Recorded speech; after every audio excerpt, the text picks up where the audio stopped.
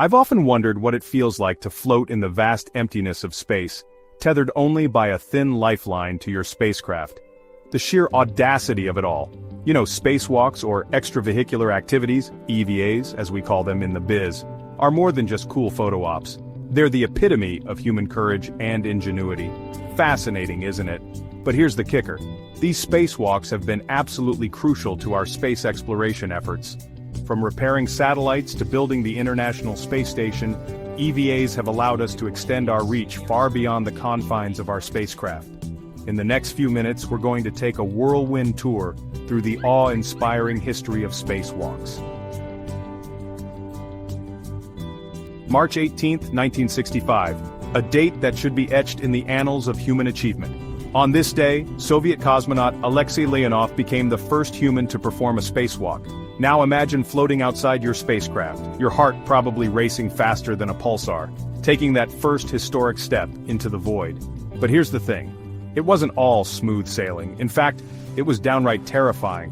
Leonov's suit ballooned in the vacuum of space, making it nearly impossible for him to re-enter the airlock. He had to bleed air from his suit to squeeze back in, risking the bends in the process.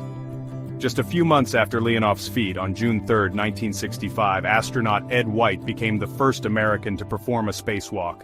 White, tethered to his Gemini 4 spacecraft, spent a glorious 23 minutes floating in space. He was so enthralled by the experience that he famously said, "I'm coming back in, and it's the saddest moment of my life."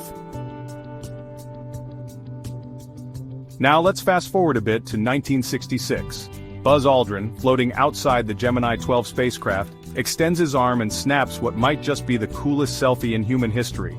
This spacewalk also introduced the concept of neutral buoyancy training, basically underwater practice sessions that simulated the weightlessness of space.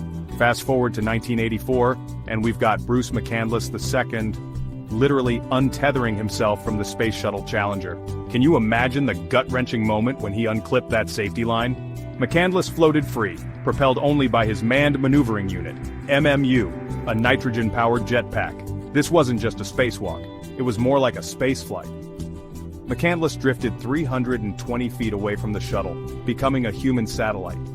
The image of him floating alone against the backdrop of Earth is one of the most iconic in space history. The year is 1998, and we're about to witness one of the most ambitious projects in human history, the assembly of the International Space Station, ISS. Now, building anything in space is like trying to put together IKEA furniture while wearing oven mitts and floating in a pool. But Newman and Ross nailed it, kickstarting a construction project that would continue for over a decade and involve astronauts from multiple countries. Speaking of high-stakes space missions, let's talk about the Hubble Space Telescope.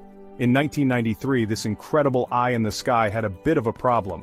Its primary mirror had a flaw that was causing blurry images. Enter astronauts Catherine Thornton and Tom Akers. These cosmic optometrists embarked on a series of spacewalks to essentially give Hubble the universe's most expensive pair of corrective lenses. The repair mission was a complete success, allowing Hubble to capture the breathtaking images of our universe that we know and love today. Now folks, let's talk about the elephant in the room, or should I say, the water bubble in the helmet. Parmitano was outside the ISS, performing routine maintenance, when suddenly he felt water creeping up his neck and into his helmet. As the water covered his eyes and ears, Parmitano had to navigate back to the airlock essentially blind. It was a stark reminder that in space, even the smallest malfunction can quickly become life-threatening. But here's the thing about near disasters in space. They often lead to crucial improvements. We're on the cusp of a new era in spacewalking thanks to NASA's Artemis program. The goal? To return humans to the moon and eventually send them to Mars. But this time, we're not just planting flags and collecting rocks. We're talking about establishing a permanent presence. And that means a whole new level of EVA. These suits will be more flexible, more durable, and packed with cutting-edge technology. We're not just going back to the moon, we're going back in style. As we wrap up our cosmic journey through the history of spacewalks, I can't help but feel a sense of awe at how far we've come.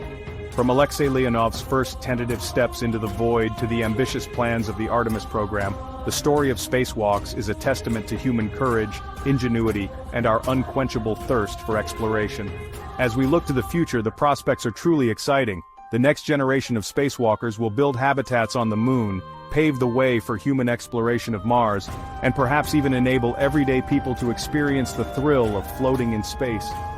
So the next time you look up at the night sky, remember that humans have not only walked on the moon, they've danced among the stars. And the dance is far from over. Keep looking up, space fans. The best is yet to come.